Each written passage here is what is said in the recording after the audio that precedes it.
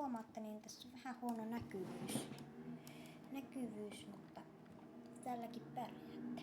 Juttelin vaan semmoista juttua, että kun meillä on tämä Skoda tässä alla, niin että mitäs me tällä Skodalla nyt tehtäisiin seuraavissa videoissa, koska tämähän on niin kiva auto ajaa, että ei tätä vitti hukatakaan minnekään.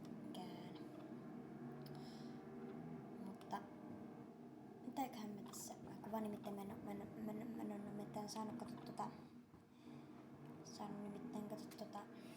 toimimaan nyt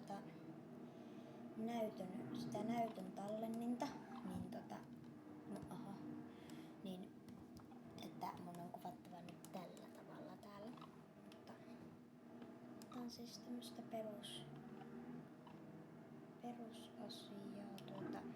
nyt meitä väsyttää, niin se vähän tummuu aina tosta. Hetittävä parkkipaikassa me levätään. Mutta siis nyt tuo tulee kyllä noin. Täällä on tämmöstä täällä vehkeen sisäpuolella. No nyt se sitten tekee ton tempun. Joo. Täällähän me mennään lintumaan kyllä. Niin täällähän me mennään Skodalla sitten eteenpäin ja joo.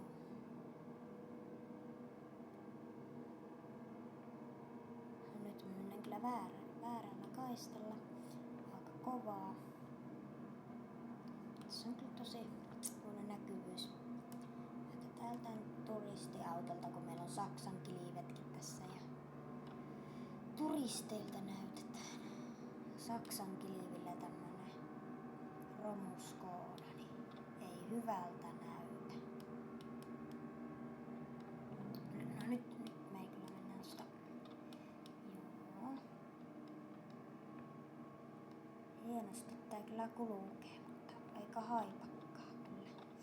Aika haipakkaa mennään. Mä vois ottaa kohta vähän pois tosta, että no nyt kyllä sattuu. Joo.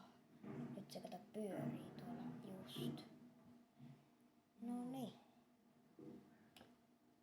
Kiitos kun katoit. Meillä syttyi tonne moottorin häiriövalokin ja kyllä me ollaan täällä Kylellään Skodalla. Eikö se ookin upeaa? Pohjaa ei oikein. Joo, täällä me ollaan Kylellään. Kiitos kun katoitte. Mä teen tänään vielä toisen videon. Moi moi!